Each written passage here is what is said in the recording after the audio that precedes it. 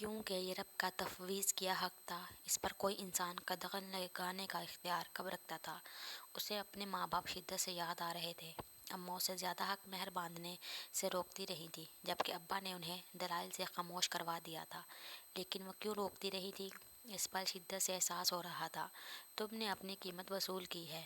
ہاشم کی زبان زہر اگل رہی تھی۔ وہ خالصتاً ہاشم کی پسند تھی۔ وہ عائشہ سے محبت کرتا تھا، لیکن اس کے 8 لاکھ مہر رکھنے پر اسے شرمندہ کر دیا تھا۔ اسے لگا تھا کہ جیسے اس کی محبت پر بے اعتباری ظاہر کی گئی ہے۔ اتنی بھاری رقم حق مہر میں، اوپر سے رشتہ داروں کی باتیں، اماں کا مشتعل انداز، یہ سب نے مل کر اس کے اندر غم اور غصے کو بھر دیا تھا، اور اب وہ غصہ الفاظ کی صورت باہر نکل رہا تھا، الفاظ جو کسی تیز دھار خنجر کی طرح عائشہ کے دل کو زخم کر رہے تھے۔ عائشہ نے بے بسی سے اپنی آنکھیں مینچ لیں۔ ہاشم کی صورت تک نہیں دیکھنا چاہتی تھی، لیکن اس کی آواز کو اپنے سماعتوں تک پہنچنے سے کیسے روکتی؟ میں سوچ بھی نہیں سکتا تھا کہ تم اور تمہاری فیملی اتنی لالچی اور سطحی ہوگی، جو بھاری رقم سے گویا اپنی بیٹیوں کی قیمت وصول کرتے ہیں۔ ہاشم، وہ ضبط کھو کر چلائی تھی۔ کون سا دھوکہ دیا ہے ہم نے آپ کو، اور کیا لالچ دیکھا ہے آپ نے؟ یہ حق تھا میرا، میں نے اپنا حق استعمال کیا ہے۔ وہ لمحہ بھر کے لیے اپنی موجودہ پوزیشن کو بھی فراموش کر گئی۔ Just shut up! ہاشم کو اس کے چلانے پر اور غصہ آیا۔ اس نے سختی سے عائشہ کا بازو پکڑ کر اسے اپنے مقابل کھڑا کیا۔ تم بھول رہی ہو کہ تم اپنے گھر باپ کے گھر میں نہیں کھڑی۔ زیادہ چیخنے چلانے کا شوق ہے تو ابھی تمہیں چھوڑ آتا ہوں، یہ شوق پھر وہیں پورے کرنا جا کر۔ عائشہ اس کی مضبوط گرفت سے اپنا بازو چھڑاتے بستر پر گر سی گئی تھی۔ یہ سب واقعہ اس کے ساتھ ہو رہا تھا، اسے یقین نہیں آ رہا تھا۔ غصے میں انسان کے حواس سلب ہو جاتے ہیں۔ ایسا ہی ہاشم کے ساتھ ہو رہا تھا۔ وہ فون اٹھا کر کوئی نمبر ملانے لگا تھا۔ کسی انہونی کے احساس نے عائشہ کے پورے وجود کو ہلا ڈالا۔ اس نے ایک جھٹکے سے اٹھ کر ہاشم کے ہاتھ سے موبائل لے کر آف کرتے بیڈ پر پھینک دیا۔ نڈھال سی اسی کی بازو سے لگ کر روتی گئی۔ وہ جو موبائل چھیننے کی حرکت پر برہم تھا، ایک دم ساکت سا ہو گیا۔ عائشہ کے آنسو اس کے اندر دہکتے لابے کو آہستہ آہستہ ٹھنڈا کر رہے تھے۔ وہ اسے لیے بیڈ پر بیٹھ گیا۔ بہت دیر روتے رہنے کے بعد وہ آنسو صاف کرتے اس سے دور ہو کر بیٹھ گئی۔ پھر اپنا دوپٹہ گلے میں جھول رہا تھا، سارا میک اپ آنسو میں دھل رہا تھا۔ کمرے میں محسوس کی جانے والی خاموشی تھی۔ عائشہ کے دل نے چاہا کہ ہر لمحہ بھر کے لیے بھی اس گھر میں رکے، لیکن اسے سب برداشت کرنا تھا۔ اپنے والدین کی خاطر اس کی واپسی ان پر قیامت ڈھا دیتی۔ مجھے نہیں پتا تھا کہ مہر باندھنا اتنا غلط تصور کیا جاتا ہے۔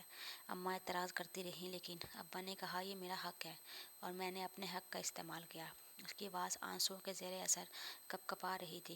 تم نے اپنے حق کا غلط استعمال کیا ہے۔ ہاشم کا لہجہ چبھتا ہوا تھا۔ وہ جو کچھ اور کہنے کا ارادہ رکھتی تھی، خاموشی سے اس کے چہرے کو دیکھنے لگی۔ قصوروار نہ ہونے کی بھی وضاحت دینا، معافی مانگنا کیسا مشکل ترین مرحلہ تھا۔ پھر بھی آئی ایم سوری عائشہ، ہم اس بارے میں بعد میں بات کر سکتے تھے، لیکن میں ذرا ہائپر ہو گیا تھا۔ اس کی مسلسل خاموشی پر ہاشم نرم پڑا۔ وہ نم نظروں سے اسے دیکھ رہی تھی۔ ایکسٹریملی سوری، میں نے تمہیں بہت ہرٹ کیا نا؟ وہ نرمی سے اس کے ہاتھوں کو تھامتے معذرت کر رہا تھا۔ اور بعض لوگوں کے لفظ کتنے بے بول اور کھوکھلے ہوتے ہیں، یہ عائشہ کو اس پل احساس ہوا۔ ماں کے سارے پڑھائے سبق اس نے یاد کیے تھے، لیکن ان کو دہرانے کا وقت اتنی جلدی آئے گا یہ نہ سوچا تھا۔ ایک حدیث کا مفہوم ہے کہ بہت بابرکت ہوتی ہے وہ عورت جس کا حصول آسان طریقے سے ہوا ہو۔ اس کی کلائی میں بریسلٹ پہناتے ہوئے کہہ رہا تھا۔ اپنے مطلب کی حدیث اسے یاد تھی، یا شاید باہر سے سن کر آیا تھا۔ یہ کچھ اور بھی کہہ رہا تھا، لیکن وہ ہاشم کو نہیں سن رہی تھی۔ اس کی سوچوں میں کچھ دن پہلے پڑھی گئی حدیث چل رہی تھی کہ جس شخص نے کسی عورت سے کم یا زیادہ مہر پر نکاح کیا اور اس کے دل میں حق مہر کی ادائیگی کا کوئی ارادہ نہیں ہے، تو قیامت کے دن اللہ کے حضور زناکار کی حیثیت سے اٹھے گا۔ اس نے بے ساختہ ہاشم کی گرفت سے اپنے ہاتھ کھینچ لیے۔ میں نے آپ کو اپنا حق مہر معاف کیا ہاشم، میں نہیں چاہتی کہ قیامت کے دن آپ زناکار کی حیثیت سے اٹھیں۔ بولنے کی کوشش کے باوجود ان الفاظ کو بآواز نہیں کہہ پائی تھی۔ اس کے ہونٹوں کی جنبش نے ہاشم کو حیرت میں مبتلا کیا۔ اس کے دل نے ان الفاظ کو سننے کی شدید خواہش کی تھی، اور بعض خواہشیں بڑے ہی عجیب انداز میں پوری ہوتی ہیں۔ ہاشم کے گمان میں بھی نہ تھا۔ عائشہ بہروز خان کی زندگی کی وہ رات ہی نہیں، اس رات کے بعد آنے والی ہر صبح اپنے دامن میں تلخیاں سمیٹ کر اس کے دامن میں ڈالی جاتی تھی۔ وہ جو اس گھر کی اکلوتی بہو تھی، اس کی حیثیت تیسرے درجے کے شہری کی سی تھی، جو اپنے حق مہر باندھنے والی بات کی وجہ سے سب کے دل سے اتر گئی تھی۔ آپ کی بہو ماشاءاللہ بہت اچھی ہے، آنے جانے والے تعریف کرتے۔ اچھی کیوں نہ ہو، 8 لاکھ بہو ہے ہماری، 8 لاکھ ہی، اس کی ساس تنزیہ کہتی اور اس واقعے سے بے خبروں کو پوری بات مرچ مسالے لگا کر بتاتی۔ لوگ بظاہر تو ہمدردی کرتے، لیکن اس کا واقعہ جیسے باقیوں کے لیے سبق آموز تھا۔ جاننے والے اپنی بیٹیوں کی مہر کم سے کم رکھواتے تاکہ ان کی بیٹیوں سسرال میں بے مول نہ ہو۔ اس کے پاس دلائل تھے، وہ لاجواب کر سکتی تھی، لیکن کوئی سننے والا ہو تب نہ۔ جہاں اپنی حمایت میں کچھ کہنے لگی تھی، حقارت بھرا انداز لبوں پر تالے لگا دیتا۔ پھر بچوں کی آمد اور گزرتے وقت نے جیسے اس مسئلے پر دھول ڈال دی تھی۔ زندگی کے ہر موڑ پر ہاشم ہمیشہ اس کے ہم قدم رہا تھا۔ اس کی محبت اور چاہت کا اعتراف کرتی تھی، لیکن ایک آس ہمیشہ رہی تھی کہ وہ اپنی غلطی تسلیم کرتا، وہ مانتا کہ وہ غلط تھا۔ گزرے وقت میں اس نے ہاشم کو ایک آئیڈیل شوہر سے آئیڈیل باپ بنتے دیکھا تھا۔ زندگی بہت پرسکون گزر رہی تھی، لیکن ماضی کی یادیں آج بھی عائشہ بہروز خان کو تکلیف دیتی تھی، اور ہاشم کو اپنی بیٹی کے اتنے لاڈ اٹھاتے دیکھ کر عائشہ کو ہمیشہ ابا یاد آ جاتے تھے۔ ایمن میں تو اماں ابا کی شخصیت کا عکس جھلکتا تھا۔ وہ بچپن سے ہی ان دونوں کے قریب زیادہ رہی تھی، لیکن اب تو اس کی بھی اس گھر سے رخصتی کے دن قریب سے قریب تر آ رہے تھے۔ اپنے ماضی سے خوف زدہ وہ ہر پل ایمن کی آنے والی زندگی کے لیے دعا گو رہتی تھی۔ زندگی کسی گول دائرے کی طرح ہوتی ہے، بیٹی، ماں، بیوی، ساس، دادی، نانی، گزرتے وقت کے ساتھ ہر سانچے میں ڈھلتی عورت۔ کل جس جگہ عائشہ کھڑی تھی، آج اس جگہ ایمن آ کھڑی ہوئی تھی۔ ان دونوں میاں بیوی کو صحیح معنوں میں احساس ہو رہا تھا کہ یہ مرحلہ کتنا مشکل ترین ہے۔ عائشہ کو وہ دن یاد آتے، ان کی شادی کے قریب بھی گھر کا ماحول کچھ ایسا ہی ہو گیا تھا۔ صبح شام ایمن کو نصیحتیں کی جاتی۔ سسرال ایک ایسی حسین وادی کی طرح ہوتا ہے جس میں خوبصورت پھولوں کے ساتھ اندیکھے کانٹے بھی ہوتے ہیں۔ وادی کی خوبصورتی کو وہی محسوس کرتا ہے جو اس کھٹن راہ گزر پر چلنے کا سلیقہ جانتا ہو۔ داتی سمجھاتی تھی، جیسے تمہاری مما۔ ہاشم مسکراتے ہوئے عائشہ کی مثال دیتے، خاموشی ایسا فارمولہ ہے جو بڑے سے بڑے سرما کو زہر کر دیتا ہے۔ تمہاری ماں نے مجھے اسی طاقت سے زہر کیا۔ گزرے دنوں کا عکس ہاشم صاحب کو اداس کر دیتا۔ اف، یہ باتیں لڑکوں کو کیوں نہیں سمجھ آئی جاتی؟ ایسے لگ رہا ہے ایمن کی شادی نہیں ہو رہی، اسے بہت کھٹن محاذ کے لیے تیار کیا جا رہا ہے۔ موہت باپ سے الجھ پڑتا، اسے یہ اتنی بھاری بھرکم نصیحتیں پریشان کرتی تھی۔ ارے تو سسرال کسی محاذ سے کم نہیں ہوتا، ہر طرف سے گولیوں کی بچھاڑ ہو رہی ہوتی ہے۔ ہاشم صاحب بیوی کو دیکھ کر ان کی خاموشی کو لفظوں کی زبان میں بیان کرتے تو وہ فقط ایک گہری سانس لے کر رہ جاتی۔ ماں کی تعریفیں سن کر ان تینوں کے چہرے خوشی سے چمک اٹھتے۔ خاموشی کا ہتھیار ہر سچویشن میں کام نہیں کرتا، اس کا بے دریغ غلط استعمال دوسروں کو اور ہماری اپنی ذات کو نقصان پہنچاتا ہے۔ ظلم پر خاموش رہنا، ناجائز بات کو برداشت کرنا مقابل کو مزید شہ دینے کے مترادف ہے، کیونکہ بعض لوگوں کی فطرت ہوتی ہے دوسروں کو جھکائے رکھنا، انہیں سر نہ اٹھانے دینا۔ اسلام اعتدال کا دین ہے، وہ کسی شے چاہے محبت ہی کیوں نہ ہو کو بھی ایک حد سے بڑھ جانے کی اجازت نہیں دیتا۔ تو پھر ہم کیوں خود کو اتنا جھکا لیں کہ ہر ایک ہمیں رونتا چلا جائے؟ انسان کو کبھی اللہ کے تفویض کیے مقام اور مرتبے سے نیچے نہیں آنا چاہیے۔ ایمن اعتماد سے کہتی، ان سب کو لاجواب کر دیتی تھی۔ عائشہ نم آنکھوں سے اسے دیکھتی۔ زندگی اور رشتوں کے بارے میں اس کی ترجیحات بہت واضح تھی۔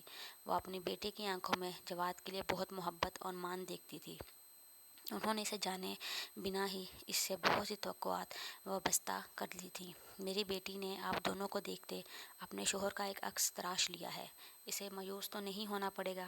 وہ ثانیہ سے تسلی چاہتی تھی۔ وہ ان کی دوست تھی، ان کے برے اچھے ہر وقت کی ساتھی، ان کے خوف اور اندیشوں پر بھرپور تسلی دیتی تھی۔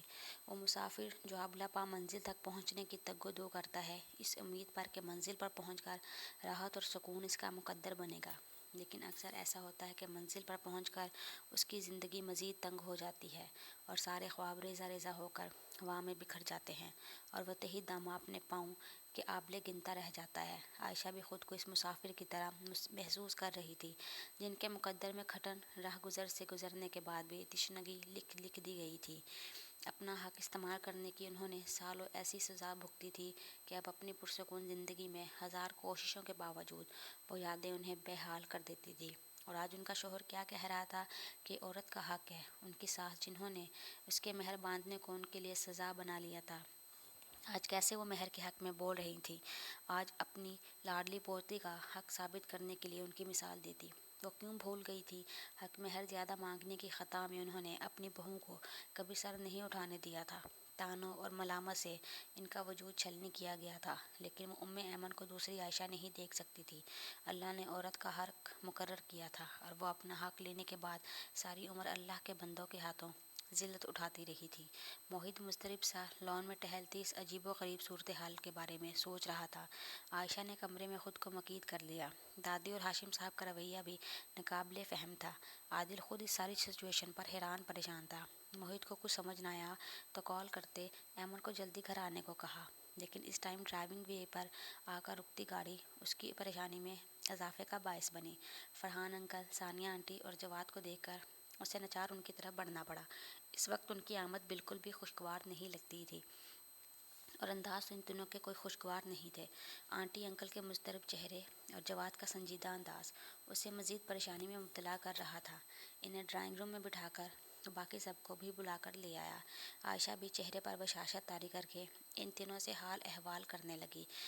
افراد خانہ کے ستے ہوئے چہرے دیکھ کر بھی جواد چونک گیا، لیکن فرحان صاحب اور ثانیہ اپنی پریشانی میں کچھ محسوس نہیں کر پائے کہ اس گھر میں کوئی ٹینشن چل رہی ہے، کیونکہ فی الوقت ان دونوں کی اپنی سانسیں اٹکی ہوئی تھیں. میں معذرت خواہ ہوں، دراصل مجھے ایمن سے بات کرنے کا موقع نہیں ملا. ہاشم صاحب کو لگا شاید وہ اس لیے آئے ہیں، اس لیے وہ خود ہی موضوع کی طرف آ گئے. باہر سے طرف گل اور ایمن کی آوازیں سنتے موحد فوراً اٹھ کر ڈرائنگ روم سے نکل گیا. نہیں، ہم اس لیے نہیں آئے. فرحان صاحب نے یہ کہتے ہوئے بیٹے کی طرف التجائیہ نگاہوں سے دیکھا کہ شاید وہ کچھ ان پر رحم کر لے اور وہ اس ذلت اور شرمندگی سے بچ جائے جو اس شادی سے انکار کرنے کے باوجود وہ دونوں میاں بیوی اٹھانے والے تھے. جواد کے دل کو کچھ ہوا، لیکن وہ بھی مجبور تھا. ابھی نرم پڑنے کا مطلب تھا ساری زندگی کے لیے سزا بھگتنا، اور وہ اپنی زندگی کے لیے ایسا کوئی رسک نہیں لینا چاہتا تھا. ایمن 10th کلاس میں تھی جب جواد نے اسے دیکھا تھا. اس کے ذہن میں ایمن کے وہی نقش محفوظ تھا، ذہین، چنچل اور شرارتی. موم اور ڈیڈ سے ایمن کے تعریفیں سن سن کر وہ اپنے ذہن اور دل میں اس کا ایک خاکہ تراش کر چکا تھا. وہ کچھ دن قبل تک اپنی شادی پر بہت خوش تھا. گزرے سالوں میں یہ بھی اتفاق تھا کہ جب وہ پاکستان آیا ایمن سے اس کی ملاقات نہیں ہوئی تھی، کیونکہ وہ اسلام آباد میں اپنی نانا نانی کے پاس رہ کر پڑھ رہی تھی. جب ماں باپ نے ایمن کے لیے اس کی رائے چاہی تو اس نے دونوں کو مایوس نہیں کیا، اور وہ بیٹے کی اتنی فرما برداری پر نہال ہو گئے تھے. ورنہ ہمیشہ پریشانی نہیں رہتی کہ وہ باہر ہی اپنے لیے کوئی پسند نہ کر لے. اس لیے جواد کی ہاں کو غنیمت سمجھتے انہوں نے اس کے پاکستان آنے سے قبل ہی شادی کی تاریخ بھی فائنل کر لی تھی. لیکن پاکستان آنے کے بعد جواد کو ایمن کے بارے میں اپنے کزن سے عجیب و غریب تبصرے سننے کو ملے، جنہوں نے اسے بکھلا کر رکھ دیا. وہ یہ بھی نہ سوچ سکا یہ کسی کا فطرتی حسد بھی ہو سکتا تھا، کیونکہ وہ اپنے خاندان کا ایک قابل ترین فرد اور والدین کی اکلوتی اولاد تھا، جس کے لیے وہ خاندان سے کوئی لڑکی لانے کے بجائے غیر خاندان سے لڑکی لا رہے تھے. کچھ دن پہلے کی بات تھی جب ان سب باتوں سے گھبرا کر وہ ہاشم صاحب کے گھر چلا آیا تاکہ ایمن سے بھی ملاقات ہو سکے. اتفاقاً وہ اسے لان میں نظر آ گئی تھی. وہ اندر جانے کی بجائے سیدھا اس کی طرف چلا آیا اور جو کسی کتاب کے مطالعے میں غرق تھی قدموں کی آہٹ پر بھی ساختہ پلٹ کر دیکھا. السلام علیکم. کھڑے ہوتے اس نے اسلام میں پہل کی. وعلیکم السلام. کیسی ہیں آپ ایمن؟ وہ پرشوق نگاہوں سے اس کی طرف دیکھ رہا تھا. وہ بہت نازک اور پیاری سی تھی. الحمدللہ میں ٹھیک. وہ لفظ بامشکل اٹک اٹک کر اس کی زبان سے ادا ہوئے. جواد کو حیرت ہوئی تھی. جب سے آیا ہوں آپ سے کوئی ملاقات نہیں ہوئی. موم ڈیڈ کا سخت آرڈر ہے کہ شادی سے پہلے ایسا کوئی سین نہیں ہوگا، لیکن آج اسی امید پر آیا تھا کہ کیا پتہ آج دیدار یار ہو جائے، اور میری دعا قبول ہو گئی. شوخ لہجے میں بات کرتے وہ ایک دم سنجیدہ ہو کر چپ ہوا. ایمن ٹیبل پر پڑی کتاب اور کاغذات سمیٹ رہی تھی، یعنی اس کے نزدیک جواد کی اتنی بھی اہمیت نہیں تھی کہ اس کی طرف دیکھ کر رک کر اس کی بات سنتی. اسے شدید انسلٹ محسوس ہوئی.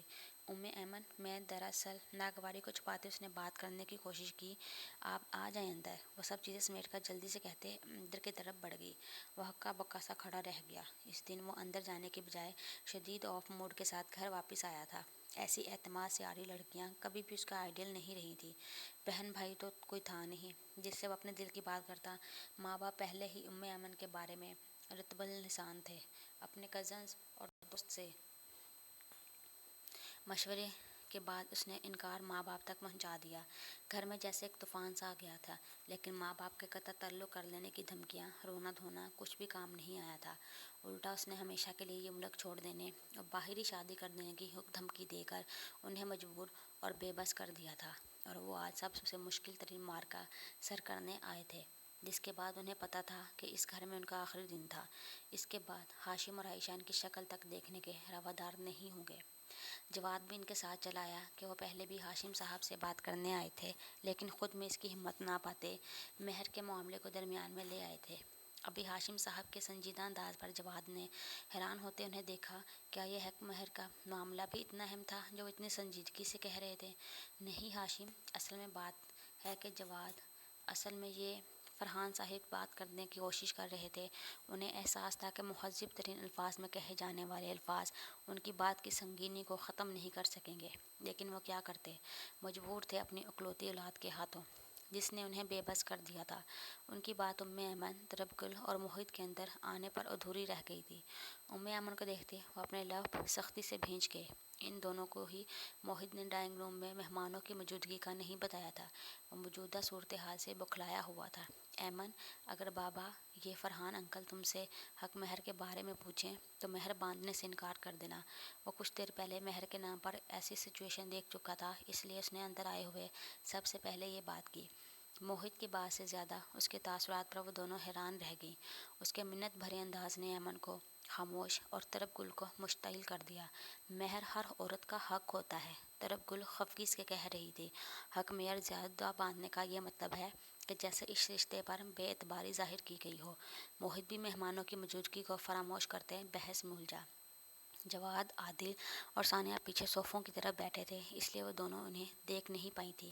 اس میں اعتماد اور بد اعتمادی کا کوئی سوال ہی نہیں ہے، کیونکہ مہر ادا کرنا نکاح کا لازمی رکن ہے۔ یہ نہ ہو تو نکاح نہیں ہوتا۔ ہاں یہ ہے کہ اگر عین وقت پر آپ ادا نہیں کر سکتے تو بعد میں ادا کر سکتے ہیں۔ عورت خوشی خوشی معاف کر دے تو ٹھیک، ورنہ اس کی موت کے بعد حق مہر اس کے وارثوں کو دینا پڑتا ہے۔ مہر کی کوئی حد بھی مقرر نہیں ہے۔ قرآن میں ہے کہ اگر آپ سونے کا پہاڑ دیں تو ان سے واپس نہ لیں طلاق کے موقع پر۔ اس سے پتہ چلا کہ ہر آدمی اپنی استطاعت کے مطابق دے گا۔ جیسے حدیث کا مفہوم ہے کہ ایک شخص نے کسی عورت سے نکاح کی خواہی ظاہر کی تو آپ صلی اللہ علیہ وآلہ وسلم نے مہر مقرر کرنے کا حکم دیا۔ وہ شخص انتہائی مفلس تھا، اسے کچھ نہ ملا، حتیٰ کہ لوہے کی انگوٹھی بھی نہیں۔ آپ صلی اللہ علیہ وآلہ وسلم نے کہا، تمہیں قرآن یاد ہے؟ اس نے کہا کہ فلاں فلاں صورت یاد ہے۔ آپ نے فرمایا، میں نے اس کا نکاح اس قرآن کے عوض کر دیا جو تجھے یاد ہے، مطلب وہ صورتیں زبانی اس عورت کو یاد کروائی جائیں۔ طرب گل نرم گرم سے لہجے میں کہتی صوفے پر بیٹھ گئی۔ اور پتہ ہے، ایمن نے اس کی بات کو آگے بڑھایا، نبی پاک صلی اللہ علیہ وآلہ وسلم نے مہر کی پرزور تاکید کی ہے اور فرمایا، جس شخص نے کسی عورت سے کم یا زیادہ مہر پر نکاح کیا اور اس کے دل میں مہر کی ادائیگی کا کوئی ارادہ نہیں ہے تو قیامت کے دن اللہ کے حضور زناکار کی حیثیت سے پیش ہوگا۔ یہ حدیث سناتے اس نے باپ کی جانب دیکھا۔ کیا تھا اس کی ان آنکھوں میں؟ دکھ، ملامت، خفگی۔ اسے ٹوکنے کا ارادہ کرتے ہاشم اپنے الفاظ بھول گئے۔ دل جیسے کسی پتال میں گرتا محسوس ہوا۔ عائشہ یکٹک صرف ہاشم کے چہرے کو دیکھ رہی تھی۔ وہ یہ رات ہاشم کو نہیں سنا پائی تھی جب ان کے وجود کی تذلیل کی گئی تھی۔ کیا تب بھی ان کا رد عمل یہ ہوتا ہے؟ انہوں نے ہاشم صاحب کے چہرے پر زلزلے کے سے تاثرات دیکھ کر سوچا، کیا کوئی انسان لمحوں میں دل میں اترنے کی صلاحیت رکھتا ہے؟ جواد یکٹک ایمن کو دیکھے جا رہا تھا۔ ارے، اسکارف کی پنس اتارتے ایمن کے ہاتھ فرحان صاحب کو دیکھ کر ساکت ہوئے۔ سوری انکل، السلام علیکم۔ وہ دونوں شرمندہ سے ان کے قریب چلی آئیں۔ فرحان صاحب نے پھیکی مسکراہٹ کے ساتھ ان دونوں کے سر پر شفقت سے ہاتھ پھیرا۔ انکل، کیا واقعی مہر کے بارے میں بات کرنے آئے ہیں؟ حال احوال کے بعد ایمن نے مضطرب لہجے میں استفسار کیا۔ اس کی فرحان صاحب اور ثانیہ دونوں کے ساتھ اچھی خاصی دوستی تھی، اس لیے وہ اکثر اپنے خیالات کا اظہار بلا جھجک کیا کرتی۔ اس لیے عادل کو ڈرا ہوا کہ وہ ایسا ویسا کچھ نہ کہہ دے، اس لیے اسے پکارتے باقی سب کی طرح متوجہ کرنا چاہا۔ وہ تو متوجہ نہیں ہوئی، لیکن طرب گل پلٹ کر دیکھتے یکلخت سنجیدہ ہوئی، جبکہ ایمن کے احساسات بہت عجیب ہو رہے تھے۔ وہ ماں پر گزرنے والے درد سے آگاہ تھی۔ اسے حیرت ہوتی کہ کیسے چھوٹی سی بات کو اتنا بڑا بنا دیا گیا۔ باپ اور دادی سے بے پناہ محبت تھی، لیکن ان کی زندگی کے اس تلخ پہلو نے ہمیشہ دکھ پہنچایا تھا۔ وہ ماں کا درد ہمیشہ دل پر محسوس کرتی تھی۔ یہی وجہ تھی کہ ایک بار پھر اس نے موضوع کا چھڑ جانا اس ماحول میں بہت حساس کر رہا تھا، خاص طور پر جب جواد سے اس نے انجانے میں ہی نہ چاہتے ہوئے بھی بہت سی توقعات وابستہ کر لی تھی۔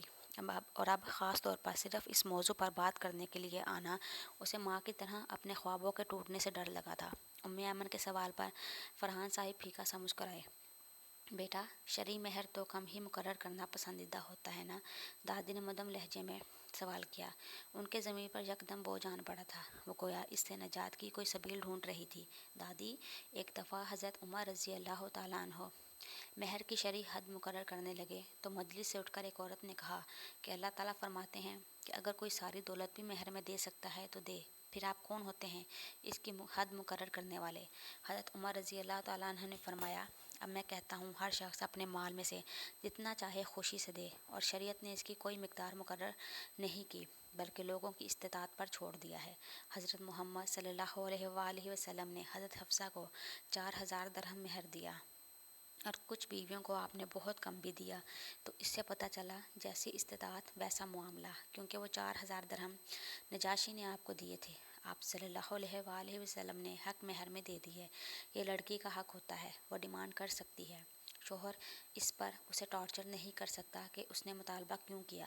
اس کا لہجہ سنجیدہ تھا اور آنکھوں میں آنسوں کی جھلملاہٹ۔ وہ ماں کو دیکھ رہی تھی جن کا چہرہ آنسوؤں سے تر ہو رہا تھا۔ اتنے سال گھٹ گھٹ کر رونے کے بعد آج وہ سب کے سامنے رو رہی تھی، اور ان کے آنسو ہاشم صاحب اور دادی کے ضمیر کے بوجھ میں اضافہ کر رہے تھے۔ عائشہ، ہاشم صاحب نے بے اختیار انہیں پکارا۔ ان کی پکار میں کیا نہیں تھا، دکھ، شرمندگی، پچھتاوا، ندامت، معافی کی تڑپ۔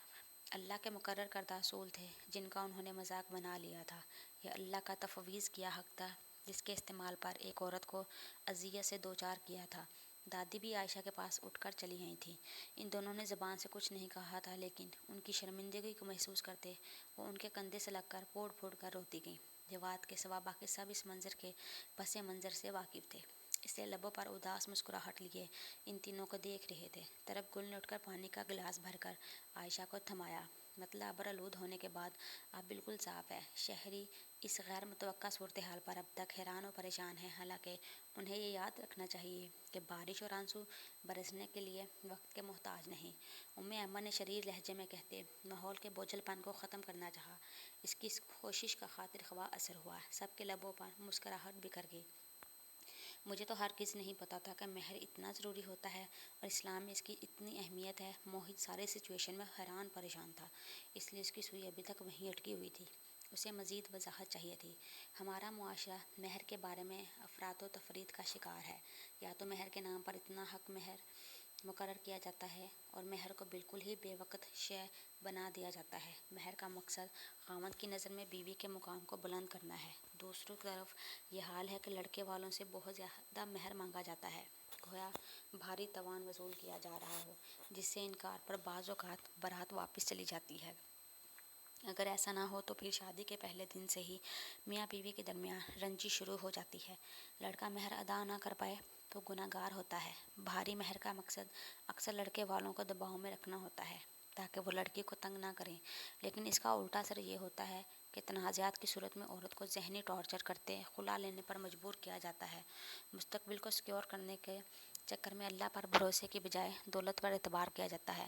مہر کی کوئی حد مقرر نہیں ہے، ہر شخص اپنی استطاعت کے مطابق دے گا، لیکن شریعت میں اس کے اشارے ملتے ہیں کہ مہر آسان مقرر کیا جائے۔ آپ صلی اللہ علیہ وآلہ وسلم نے فرمایا کہ بہترین نکاح وہ ہے جو مہر کے لحاظ سے آسان ہو۔ وہ تفصیل سے جواب دیتی، جواد کی نظروں سے پزل ہوتی چپ کر گئی۔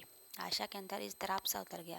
وہ آج تک ہاشم صاحب اور دادی کو مورد الزام ٹھہراتی رہی تھیں، لیکن آج احساس ہوا قصوروار تو وہ بھی تھیں، وہ بھی تو اعتدال کی راہ سے ہٹ گئی تھیں۔ انہوں نے اس وقت ہاشم صاحب کی استطاعت کو ہرگز مد نظر نہیں رکھا تھا۔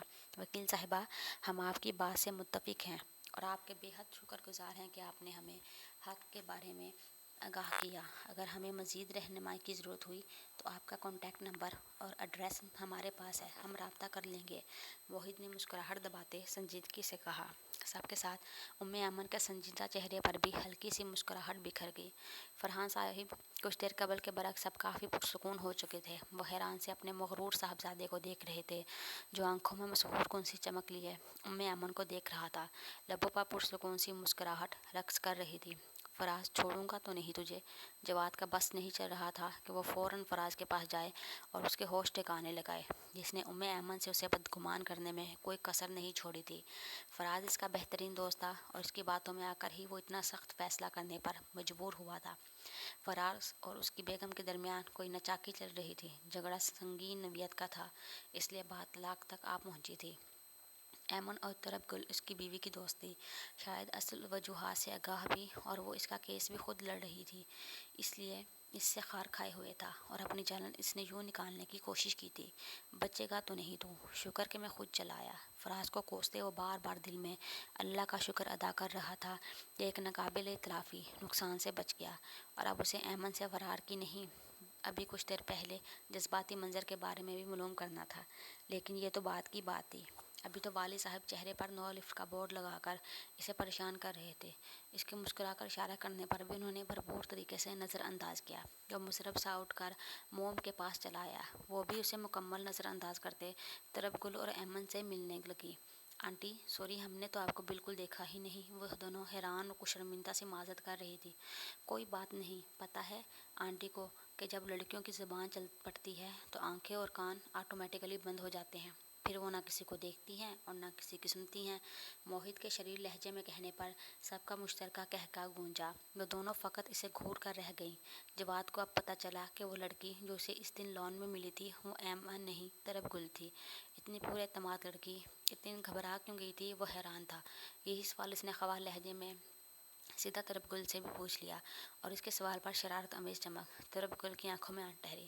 مجھے ڈر ہوا کہ کہیں آپ مزید ڈائیلاگ نہ بولنا شروع کر دیں، اور ویسے یہ سب ایمن کا حق تھا اور میں اسے ہی بدلانے کا اندر گئی تھی، لیکن اب غائب ہی ہو گئے۔ جواد بے ساختہ ہنسا تھا۔ ایمن کے چہرے پر لالی بکھر گئی۔ کیا یہ لڑکی ایسی ہے کہ اسے مسترد کیا جائے؟ عادل طرب گل کو دیکھتے ہوئے سوچ رہا تھا۔